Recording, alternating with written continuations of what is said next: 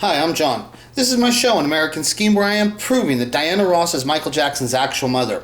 So, I just stumbled on something, and it's a sensitive issue.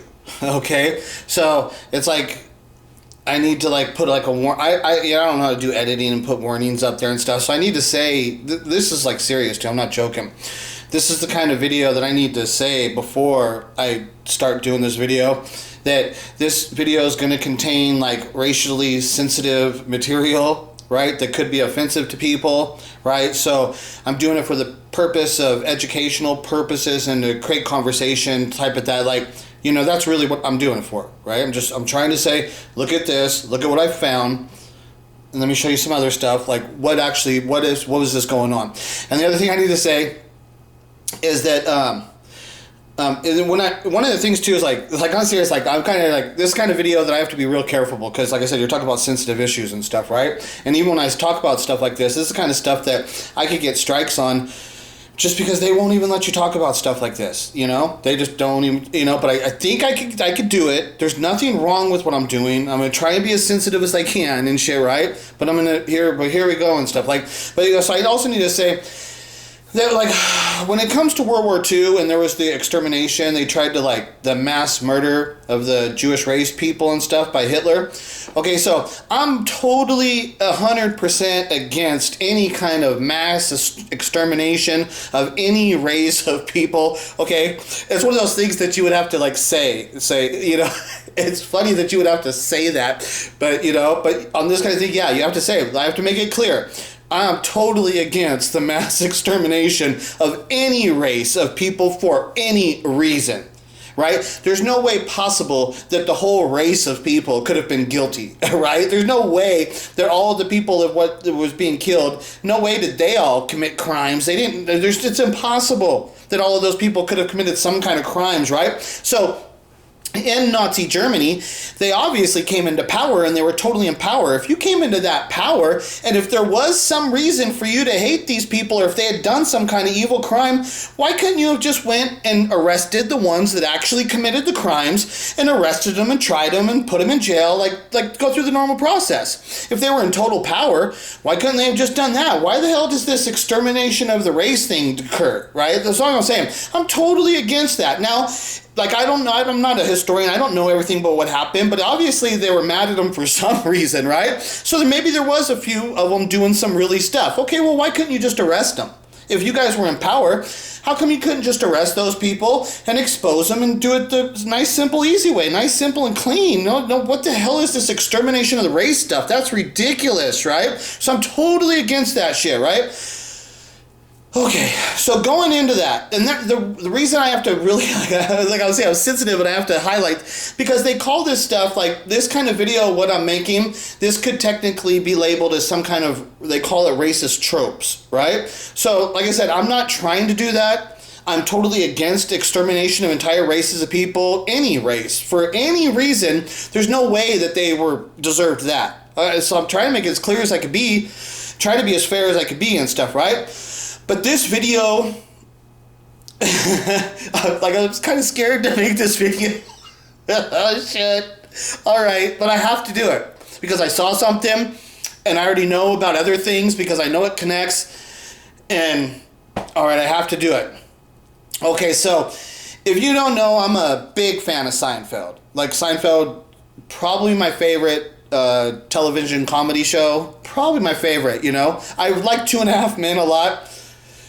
It would be a toss-up between the two. If you're on a desert island and you can only watch one television show for the rest of your life, right? It's when I pick Seinfeld or Two and a Half Men, I would probably have to go Seinfeld. I really think Seinfeld's probably my favorite. I really, really like Seinfeld. I watch it almost every day. I watch Seinfeld, right? So I was watching Seinfeld today, and then this part came up. And it's at the newspaper stand, right? And so then, in my eye, I'm thinking, did I just see Michael Jackson? Right? Because you see Michael Jackson everywhere, right? And I'm more sensitive to it now in my modern world and stuff, right? And so, they're at the newspaper stand, and I'm like, did I just see Michael Jackson? So I started looking, right? And then it was holy shit, now he's all over this place. And then it was this is weird. What the hell is this, right? Why the hell is that there, right? So this is weird. And then, so the thing is that Seinfeld, there's no doubt about it, Seinfeld is of a Jewish race, and then the other co-creator, Larry David, he's of the Jewish religion race too and stuff, right? So, I mean, there's no doubt that this is a Jewish-run show, right? It's so, like I said, it's sensitive. I don't even saying it and stuff. I don't know. I'm worried about getting in trouble even saying this video and stuff, right? But bear with me, bear with me and shit, right? So, like right off of the bat, let me see if you can see it. This is right when it's going to start. I'm going to play this for you. This is what we're talking about. We're talking about this magazine right there with the Michael Jackson. Okay, see how it's right there? I'm going to come back and I'm going to play this, but let me show you. So I wanted to see, first of all, that magazine, I was like, let me go see if I can find that actual magazine to see what it actually says too, right? So I went to eBay and I found that's the actual magazine they had there on the newsstand, right? Because it says Now What. It's that picture and it says Now What. So that is the actual magazine. And on here I can read, it says September 17th of 1993, okay, is the date of when this was issued. And so let me read what this says here. It says, as the accusations grow even more lurid, where will Michael Jackson turn? His family blast his advisors. His friends are strangely silent. His record company has postponed his next album. And now, according to an exclusive EW, so that's Entertainment Weekly poll, even his fans are deserting him. So that's the cover. That's what it's talking about, the pedophile allegations, and it's talking about how Michael Jackson is like, even his family and his record label, his fans and stuff, right? How they're deserting him and stuff, right? So we'll go back to now. So on the Seinfeld issue, like I said, you can already see the one over there, right? You can already see the one that's on the thing. But now, let me go ahead and play this here. Just get some gums. Okay, now, okay, so there was that first one we were looking at right there. There's one. There it is again. There it is again. Okay, see, it's all over this place, and it's right there. It's all over this frickin' newsstand. And if you look at the other, and there's more too. I don't know if you can see any more here. But there's more. But see, like they're right there. I can see 3 of them. Right? And you look at all the other magazines, they're all different. But the one magazine that is being repeated in this newsstand on this show, I'm going to show you more too to show that there's even more there. There's more. I think I counted 5 of them I saw. Okay? Let me zoom out and let me play it a little bit more, right? So, let me play a little more. Let me see, I'm looking for him now. Okay, so there, so now he goes to, right here he's going to the guy to pay, right over the guy's head. There's another one. Okay? And they're not like that with the other magazines. So right there's 4, like in that spot right there. So in that spot, in that shot, there's actually 4 of those magazines that I had just showed you that would be technically, 2 of them are being blocked, it looks like. But there's 4 of them in that shot. Right? So it's like you can't really miss it. And if you go look at the other magazines, I don't see them duplicating like that. So there's no way that's like an accident. They totally put that and this is Seinfeld. We're talking about the #1 show in the country, right? This is Seinfeld. And at this time, they went after, that's an attack. That's an attack on Michael Jackson. And why would they do that? Why would they make that attack? Right? Why would they do that to Michael Jackson? And so this is the kind of thing that if you're Michael Jackson, you could be very aware of like what they just did to me. He's like, look at what they did to me. Look at what they did to him. Right? And who did this to him?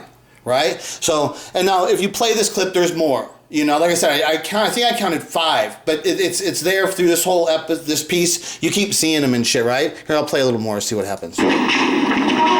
What is 100? I can't change 100. Why not? Okay, like so, and see on the shots too, it's like, you know, so they're close and then there it is right there. So like while you're looking at the guy, you don't even know, but it's being put right in your face. It's right on all the shots, you know? And if you people have never been around in Hollywood and stuff, oh, it's actually right there to the left of them. So right there, there's George. They're doing a close-up. There's the one right there, and there's another one right there. So, I mean, he's like surrounded by it. That's what I was saying. I was watching it, and I couldn't help it. I was like, did I just see Michael Jackson? Because it's there. You know, and you look at the shots, you see what it, and I think there's another one behind Kramer now, like I said, but that's okay. I've shown you enough now to show you that it's there, it's in the shots, it's there, and there's no mistaking that they did that on purpose. What I was going to say is that when you go to Hollywood, they really know exactly the camera. They know exactly like what the camera is going to shoot, like the spacing and the like where you're at, the positions of where you need to stand and stuff. Like usually, like right here, if you had seen this when it was being filmed, there would be like tape on the floor, and that would be like, okay, George, you got to stand right here. That's how they do stuff in Hollywood. Like he's standing on he's on a marker because they're telling him stand exactly here because because they have doubles. They have these stand-ins and doubles in Hollywood. And what they do is they have the stand-ins and the doubles, and they come and they stand in these positions, and they're built like the same as the actors. This is a thing they do in Hollywood. So the actors don't have to do it. So, but the directors are getting the scene and the spacing and stuff, right, on the screen. They want it exactly. They know exactly where everything's at. It's really deliberate. They know exactly what they're doing. They know exactly where George's head's at because they would have another guy there, a stand-in double guy, and they would be like filming the scene. They wouldn't be filming it, but they would be like marking it. They would mark the scene, and like I said, they'll put tape on the floor. So they would tell George, okay, George, stand right here. That's your position 1. Then they have tape over there. That's position 2. Like that. They know what they're doing. So there's no way that that's an accident. There's not even a chance of it that that's an accident. This is the kind of stuff of what they did to Michael. So then, the first thing that made me think about is the song "They Don't Care About Us," right? And then so then I looked that up and I was like, because first I was thinking the song, the Black or White song. I was like, wait, what song is it that Michael says the lines, which I don't even want to say. And when I show you the lyrics, where's the? Oh, there it is. I was going to say, didn't I pull up the lyrics? Okay, so first I pulled up Black or White because I was thinking about this part where he's like, it's like the end race on the Panther dance. I knew there's the one scene where there's some racial stuff there, and I know there was some issues about that stuff. So first I was thinking it was that, you know, because that's also dangerous. So for my first thought was like, oh, did they do that because Michael had insulted them in that one video? And I was thinking it was the Black or White with the Panther dance. And first in my head I was thinking it was that video. But then I looked that up and it was in 1991. And then I was like, oh, no, it's not that video. It's the "They Don't Care About Us" video. That's the one where he says the line, right? And then so then I looked that up, and that's 1996. So then it was like, oh, okay, wait. Did they start the attack on Michael, and then that's why he came out with these lyrics? Is that... So when I'm showing you about these lyrics, then it's the next lyric, right? And then you're going to hear in the song, when it says the racial trope or whatever, the racial term, you're going to hear it go, it's going to like scratch it out because he had to like edit it, right? Because it was like one of those things that you can't talk about those people, you can't say those kind of things, and so he had to scratch that out, right? So let me play this little part for you here. Kill me, sue me, everybody do me, kick me, punch me, don't you laugh. Okay, so you hear how it like scratches it out, right? When you get to those words, there's those words, right? So when you get to those words, they scratch out. When you say those derogatory words towards that race of people, they scratch that out. They don't let him say that. That's the kind of stuff, those people are powerful people. They're in charge. They have a lot of power and a lot of control, and they don't allow this kind of talk to go on about them and stuff, right? So, so Michael said this, though. For Michael to say those words like that, you know? And so this is what... So when I saw this and I said, this is 1996, and it's like, oh, is that because Michael was being attacked by them? Like what I just showed you on that Seinfeld show? They did that to him. That was an attack on the Jerry Seinfeld show, right? And is that the kind of situation that had arisen that got Michael to write these words down? And so that's like, holy shit, What was he going through then? What was he dealing with, and what was he recognizing of what was taking place and stuff, right? So that was like pretty hardcore shit, right? And then I know this other video. This is the chess champion, like maybe the greatest chess player that ever existed, the Bobby Fischer. So Bobby Fischer, though, he turned really that they call anti-Semitic. So Bobby Fischer, he turned because of the media stuff. They started doing stuff to him, and then he started saying that they were attacking him and doing stuff like what I just showed you, kind of that maybe Michael Jackson was feeling the similar thing, right? And so this is Bobby Fischer commenting on the Michael Jackson song that They Don't Care About Us. This is Bobby Fischer talking about them. Like I said, this is Bobby Fischer who has been through that kind of stuff with the media, and Bobby Fischer full on 100% came out and attacked and the anti-Semitic stuff, like the stuff that he said, and it was the real shit. He fully came out and did not hide. He didn't hold back, right? He fully attacked them and shit, right? So Bobby Fischer went through all this kind of stuff too. So that's why it's ironic to now let's listen to Bobby Fischer talking about Michael Jackson and specifically those lines of that song that I just showed you. Oh, yeah, thanks. Yeah. They don't want people to get the picture. Yeah. So they shut up talking about don't Jew me. You understand? Yep. In other words, they don't say Michael Jackson is a very bad person and he should be convicted of this child molestation because he said don't Jew me in a song. They're too smart now. Before they made a big story out of it, but now they're at a different stage. Now they're really going after him, and they don't want people to get the picture. You see the real motivation. You know?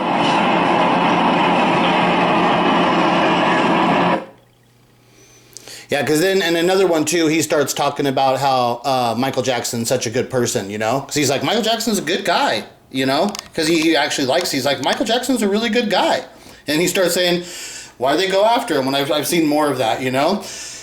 And he says, it's when he said that word, he said they full on went after him. When he said that's why they really went after him and stuff, is when he said that and stuff, right? There was other stuff. So the timing of from the first allegation, you know, but it was like the continuing the media, the way that they start calling him Wacko Jacko. It's like the stepping up of the attack on him and stuff, right?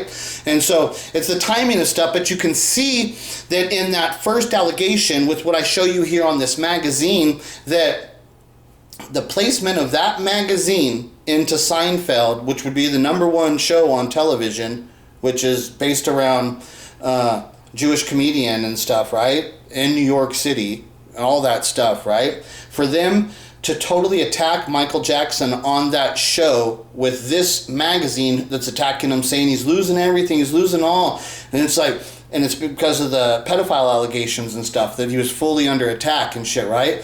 And so that's what the other guy, the Bobby Fischer right there, what he was saying is that like the allegations, why it's getting so bad is because Michael made that song, right? And it's like, but now you can see more of it, and it's like, no, they were doing it before he even made that song. So they attacked him first, and then he made the song, right? And then that's why it goes further, right? It goes further and stuff, right? There's more to it, and that's what. So I just wanted to show you this, that I stumbled on something here about what was going on with this stuff, and it's tricky stuff to even talk about, and it's really tricky, but there is something to this. There is something to this, and it's one of those things about things that Michael Jackson had to deal with in his life and stuff, right? And what I always tell the fans, it's like, we can all fight back for Michael Jackson now. We can fight back and clear up everything. But you have to tell, the only way to do it is the truth. The only thing that can fight against this is the truth. That's it. There's only the truth can overcome this.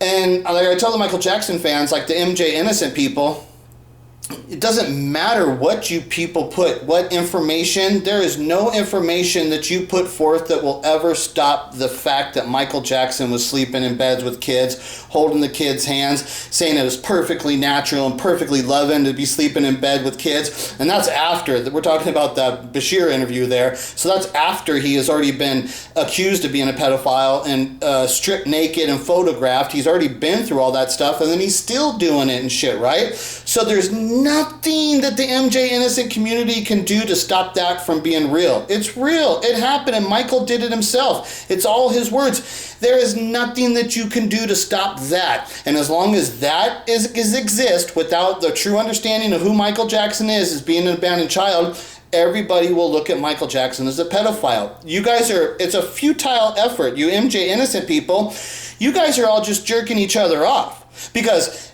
unless you're directly like a super Michael Jackson fan and stuff, everybody else thinks Michael Jackson's a pedophile. And there's nothing that you people can do to change their minds. So you guys are you're just jerking each other off. It's a big circle jerk, you know? That's all you guys do. The MJ Innocent, they're all just jerking each other off. They're disgusting and shit, right? Because they're actually pedophiles. And a lot of those people, they want to support Michael Jackson because they're in supporting of their actual pedophiles themselves. You know, somebody like what we've encountered in here with like Matt's FTR and the people that associate with his page, you know? That's one of the homosexual pedophile pages that exist in the Michael Jackson community and the MJ Innocent people. So we know that those kind of people exist here in the Michael Jackson community, and I've had encounters with those people, and I see that they don't care about Michael Jackson's songs at all.